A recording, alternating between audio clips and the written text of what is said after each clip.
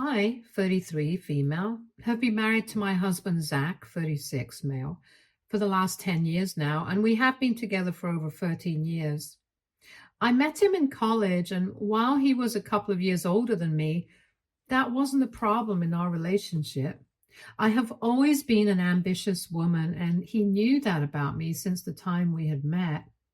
I work as a fashion designer in a global label, the name of which I cannot say for obvious reasons. I have worked very hard to reach where I am because I started off in the industry with no connections and no backing from anyone. I had to slowly crawl my way up the ladder in my field. And I'm really proud of where I have come. When things were getting serious between Zach and me, I had told him that for me, establishing my career was a priority. And if he could not understand and support it, I could not really think of having a life with him. Zach understood completely because he is very driven and ambitious himself. He currently works in the finance department of a tech company and has steadily grown in his career to create a name for himself. 3 years ago, however, Zach and I started having issues in our marriage. He felt that I had done really well in my career and that the time had come to focus on starting a family and raising kids.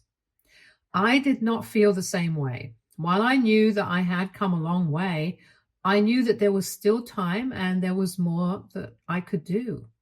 I had, by that point in time, begun looking to switch to my current label or other labels of the same stature. Securing employment here is very tricky, but my old job was in jeopardy too due to COVID-19. I knew they would begin laying us off soon, and I couldn't afford that, so I was looking to make the switch before something untoward happened. Zach, on the other hand, thought that this was the perfect opportunity for us to try for kids. If I got laid off, I'd get a break and I could just focus on the baby for a couple of years and then start working again if I wanted to.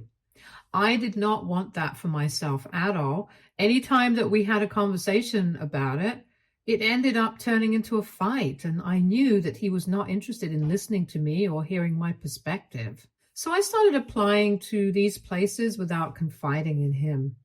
I felt horrible at first because he was my partner and we had always shared things with each other. But I knew that I could not sacrifice my career at this juncture.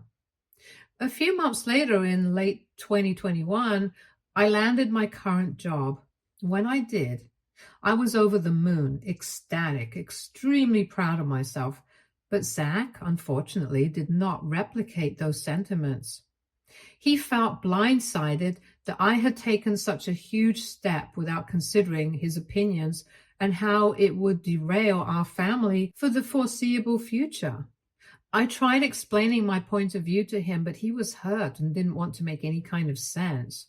I knew that I needed to give this time in order to salvage and improve our relationship. And by April 2022, I had proven my mettle to my managers and supervisors, and my terms of employment were upgraded. The benefits that I have seen being offered have been unbelievable, and this was essentially why I needed to make the switch. I knew that in these big labels, once you secure a place for yourself and work hard initially, you wield a lot of bargaining power. When I told Zach about the perks I was being offered, he at first thought that I was joking. They were that good. I would get 6 months of paid maternity leave, along with another 6 months of either unpaid leave or work from home. I was free to choose. None of this would have been possible in my older job. I thought that this was thus the best time to try for a baby because now I would not have to compromise my career for motherhood.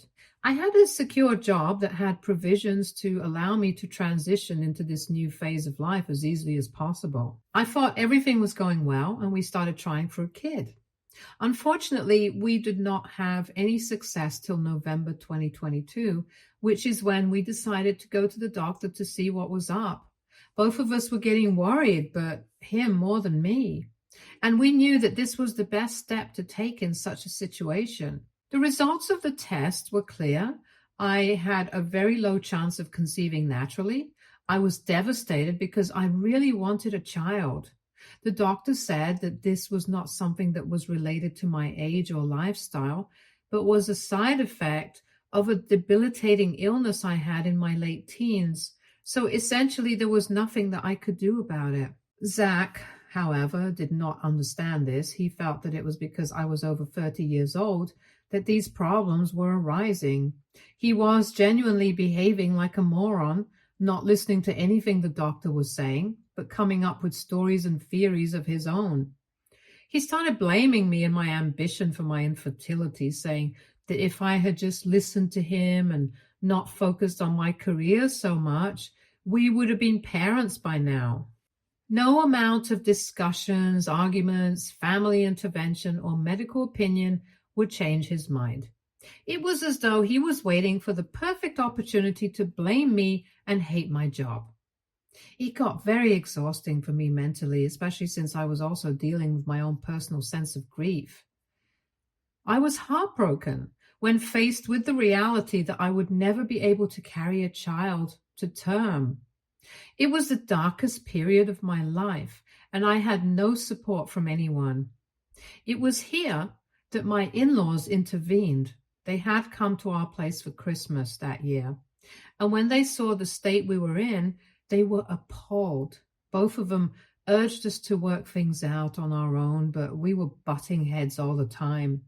It was then that they decided to fly down and talk to us regarding our issues. My father-in-law tore a new one into Zach for blaming me for something I had no control over. Even my mother-in-law said that she was disgusted that she had raised a son like him. They supported me throughout, and I was very grateful for their support. I know for sure that had they not intervened at that point in time, the marriage would have broken down. In hindsight, I sometimes feel that maybe that would have been better because neither my in-laws nor I knew what was going to happen next. After a lot of back and forth, fights, tears, and things got better between Zach and me, it was hard to accept the fact that I would not be able to conceive. But I was slowly and gradually coming to terms with that information. After a few weeks, I asked Zach if he would be okay with adoption because at the end of the day, we wanted to be parents and there were too many children in the world who needed this. I had no issues with loving or raising a child that isn't my own biologically, but I also knew that it was not necessarily that Zach would also think this way. Even when we were dating, I remember we were discussing parenthood once, and I had asked once whether he would be open to adoption in the future. He seemed so amused at the proposition at the time, as though I had said the most bizarre thing ever. He laughed at me and said that he never thought about these things because he knew that such a situation would never arise. I pressed him a little, but I saw that he was getting annoyed, so I dropped it, and the topic never came up later. So I approached him with a lot of hesitation, but I knew that this was an important conversation, and now was the correct time to have it. I broached the topic very gently, just beating about the bush at first, but he caught on soon enough. Before I could even mention adoption from my side, he blankly said that he would not raise anyone else's kid. So adoption was off the table completely. He said it as though it was final and there would be no discussion about it. I tried to press it further because I wanted to open all options to make this possible for us, but he was adamant about his stance. He just would not listen to anything that I was trying to say. I was exhausted and I asked him, what other option did we have? He said I could either go for fertility treatments, which he made abundantly clear was what he wanted, and if not that, then we could go for surrogacy. I made it clear in no uncertain terms that I would not be taking fertility treatments. I know a lot of women who do, and I know the kind of torture they have to put their bodies through in order to make it possible. Spending all that money, harming my body in the process only to have a kid that was mine did not make sense to me. Both of us, therefore, had completely vetoed each other's first options. Mine was adoption, which he was not okay with at all, and his was fertility treatments, even the idea of which I did not want to entertain. The common ground that was somewhat acceptable to both of us was surrogacy. Neither of us had thought of it as our preferred option, and there was a lot of back and forth in trying to convince the other person to relent and choose either option or fertility treatments. But we were both stubborn and didn't want to budge, so ultimately we decided on surrogacy. Luckily for us, we found a willing surrogate very soon. It was his co-worker, Sarah, 27, female. He was the one who suggested her to me and said that she would be more than happy to do it if we were a match. I was relieved that we didn't have to look so hard to find a surrogate, but I should have known. I don't know why my instincts did not kick in, because they generally do. I should have known that something was wrong, and it could not be a mere coincidence that she was ready and willing to be a surrogate in a jiffy. None of these suspicions arose at that time. I was just grateful that the first part of the entire process was sorted, and now we just had to go deal with the doctors. She went through some tests and some intense doctor's appointments, but the doctors seemed positive. She was young, fertile, and they said that she had a very good chance of carrying the pregnancy to term. The samples had been collected and stored beforehand, so it was just a part of implantation that remained. Once all of this and the paperwork were done, the doctors gave us an appointment for the big day. Both Zach and I were so excited and anxious the entire time. I felt like a little girl on her way to write an exam. Sarah looked tense too, but she put up a brave front for us. Once the implantation was done, we were asked to come again in 2 to 3 weeks to see if the implantation had been successful. They gave a to-do list to Sarah, the main point of which was for her to not take stress, which seemed ironic, but it is what it is. The next few days went by in a blur. We were in constant touch with Sarah, and I now feel maybe we became a little overbearing. Zach and I went over to her house once every day to check up on her. We found out that the implantation had been a success on the day of the follow-up, and I think that was the happiest day of my life. It was as though any worries or regrets that I had just melted away. Zach and I were worried about the baby during the first trimester, so we didn't announce to anyone what was happening. We had planned that we would make the announcement in the 4th or the 5th month, and not before that. The first few weeks after we got news of the success were great. Both Zach and I were in touch with Sarah and helped her out with any medical issue that she was facing. Things started going downhill by the 1.5 month mark. Sarah's morning sickness got really aggravated, and she had to call in sick to work because it was so unmanageable. The doctors prescribed some very mild medicines, but essentially told her that she had to toughen it out, as this was normal and would probably last the entire trimester, if not more. It was during this time that I got injured too. It was a fracture in my right wrist, and I needed help with a lot of things around the house. Zach's attention was divided. For the first couple of days, I didn't bat an eye as I was unable to check up on Sarah because of my injury. I was glad that he understood the gravity of the situation and took things into his own hands. He dealt with the Sarah front while I recovered. But what began to irk me was that he was completely nonchalant about my injury. It was as though I was not important anymore. All his attention was on Sarah. He wanted to spend every free moment either with her or talking about her. I tried not to say anything because Zach was juggling a lot of things at once, with me being injured. But I did get really snappy with him.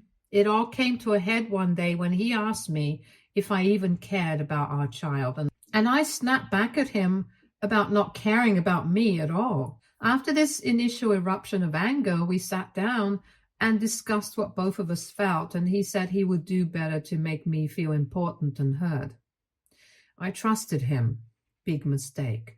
We moved forward. In the next couple of days, his behavior towards me improved. I will give him that.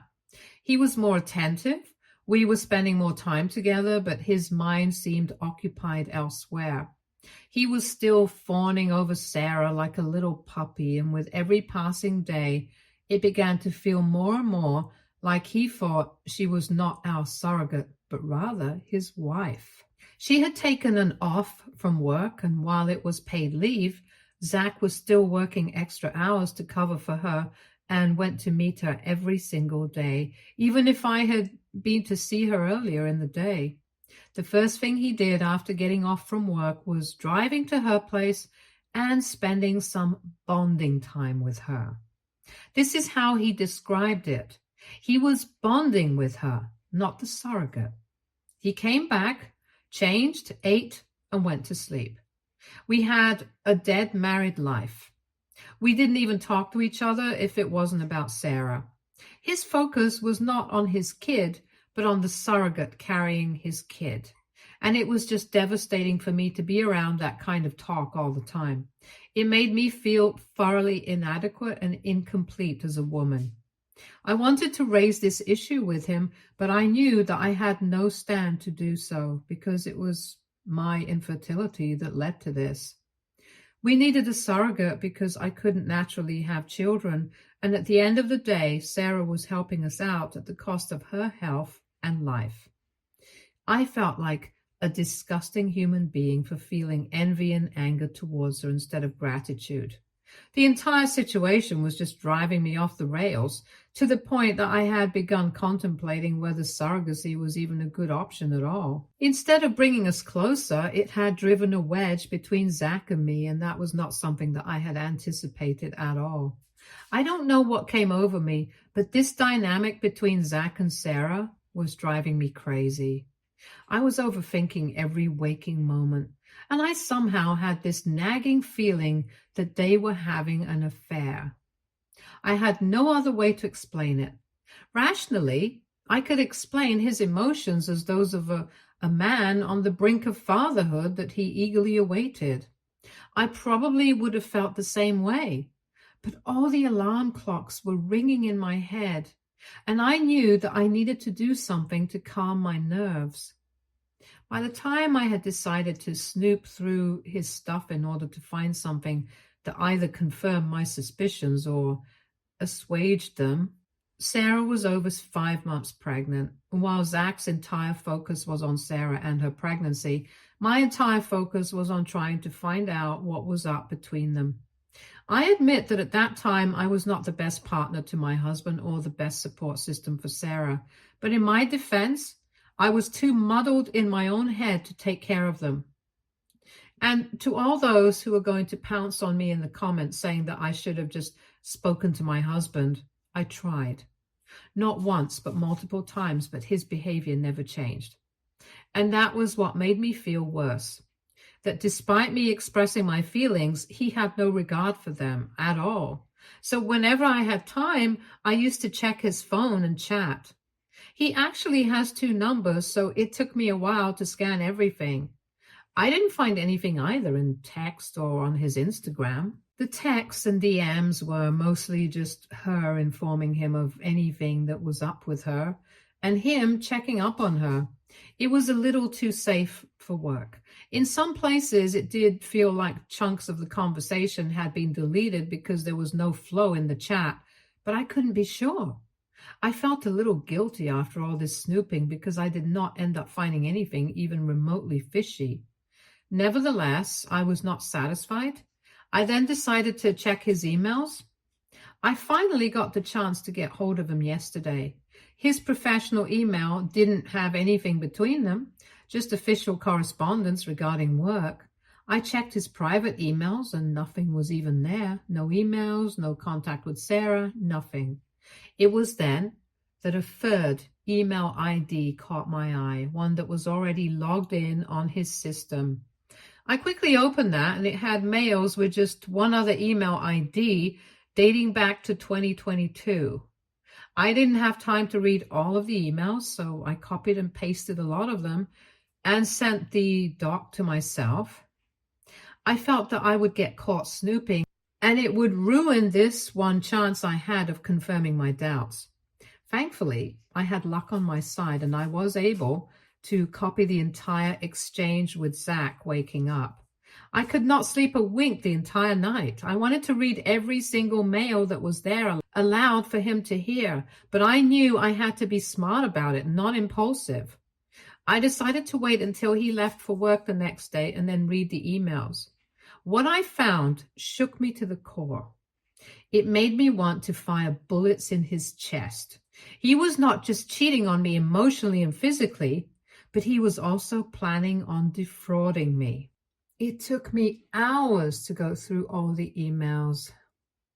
So basically, what I found was that he and Sarah had been having an affair since early 2022. Nobody in their office knew about it. It started with him talking to her about our problems, and she would listen to him and validate him.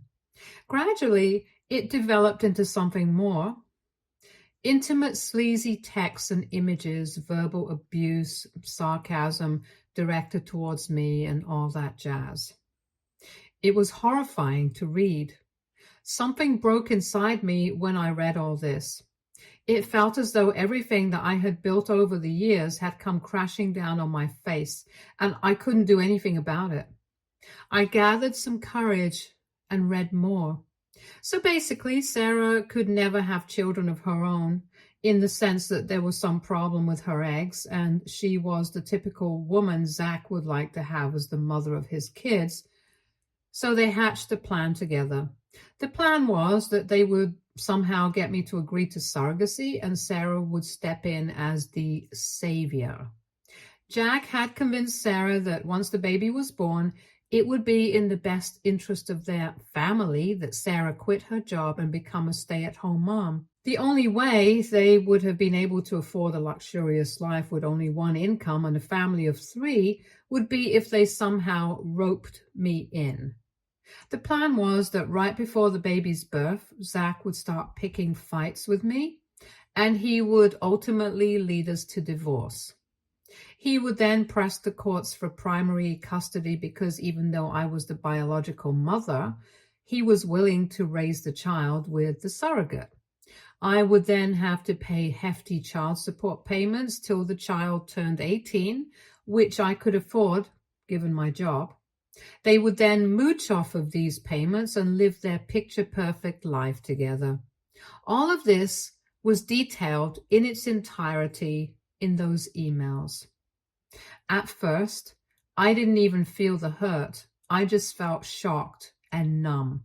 My brain could not process the months of meticulous planning. If they were so happy together, if he didn't want to be with me, he could have done the respectable thing and told me. I had been living in a sham of a marriage for the last 2 years, working through issues, letting my self-esteem be crushed, all for him to be able to have an affair and a baby. My baby with another woman. Every single ounce of love that I felt for him just vanished in an instant.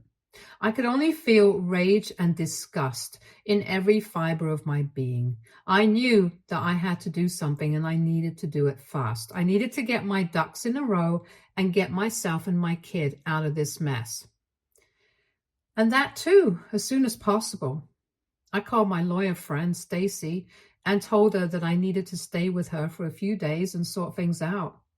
I then sent a text to Zach saying that Stacy was sick and needed someone to help, so I'd be going over to her house so that I wouldn't be disturbed. I don't know where I stand legally in this mess, but I know I'm not going to give up or back down. Update 1. Stacy and I had a long chat. She cannot fathom that all this had been going on for 2 years and I didn't get a clue. I told her that I had no reason to distrust him.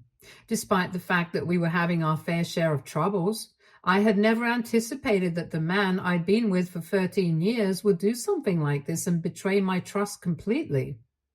The good thing is that we are sure of the next legal steps that we have to take, and she says she is positive that I'm going to win this one.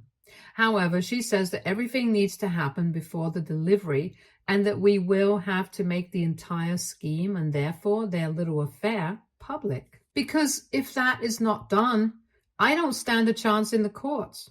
The other way is that I wait it out and wait for Zach to start the divorce and then try to get primary custody, but that seems unlikely. And to be very honest, Zach does not deserve this grace. He deserves all the mudslinging that he's going to get for ruining my life like this. And I can't wait to expose him and Sarah everywhere. In the courts, in the family, and most importantly, in their workplace. That is the only way that I can get my revenge. Update 2. It has been a total 3 days since I read his emails. After spending a day with Stacy, I went back home for 1 day and packed all my important stuff while he was at work. I didn't want to give him even a split second to think that I knew or that I was planning something, so I decided to stay with Zach that day and tried to behave as normally as possible. Stacy, meanwhile, was getting the divorce papers in order. Today, right after Zach went to work, I took all my stuff and went to Stacy's house. She had by then sent the divorce papers to his office and a notice to his boss saying that 2 of his employees are going to be involved in a long-drawn legal suit on grounds of adultery and fraud. This was only meant to make the management aware of the cute little affair between my soon-to-be ex-husband and his witch of a partner. It did have the desired effect because Zach had been trying to contact me through all means possible. He has tried calling, voicemails, texting, and using his friends' colleagues' phones to call. Stacy has advised me to not receive any unknown calls on my phone, and if I do, I need to record it because anything that he says from this point onwards can be considered as evidence. His messages in themselves are very incriminating. He has had a total outburst in my chat and is alternating between begging me to come back to make things right or calling me every name under the sun. Surprisingly, Sarah hasn't called me or tried to get in touch yet, though I am sure that Zach would have informed her of the recent developments that are going to shake her world. I think I now finally have the time and luxury to grieve the loss of my marriage and life as I knew it, since the part of the confrontation is over. I have been in fight mode ever since I found out, so now I know I can let myself feel all these feelings that I've been bottling down for the last couple of days. Update 3. It has been a month since I served divorce papers to Zach, and things are looking good at my end, if I may say so myself. I have moved in with Stacy in her extra bedroom for the time being, but I will finalize my lease for the new apartment by the end of the week. It's a 2-bedroom apartment in a reasonably decent part of town and fits in my budget really well. Zach has been fired from his job, which was what Stacy intended with that information leaked to his boss. Now that he has no source of income, Sarah and he cannot claim custody of the child when it's born. Sarah has not been fired because the company has probably taken into account the fact that she is pregnant, but she has been asked to rethink her place within the firm after pregnancy. However, people in their company now think that the kid is actually Zach's and Sarah's, and that is not working in their favor either. Their perception of the industry has been tarnished completely, and this is affecting Sarah a lot. I know all this because of a drunken call from my soon-to-be ex-husband. So all in all, Stacy and I are almost certain that we are going to win this one. I cannot divulge more details as of now because the case is still ongoing and this might be held against me. I might have to grant some visitation rights to Zach, but according to Stacy, Sarah will have no legal rights over the kid, which is a relief to me. I won't be updating anymore because I don't want details of the case getting out for risk of identification. Thank you to everyone who commented and suggested a course of action for me. I am very grateful, but now I'm taking a break from Reddit and moving forward. Stay tuned for more stories from our girl relationships.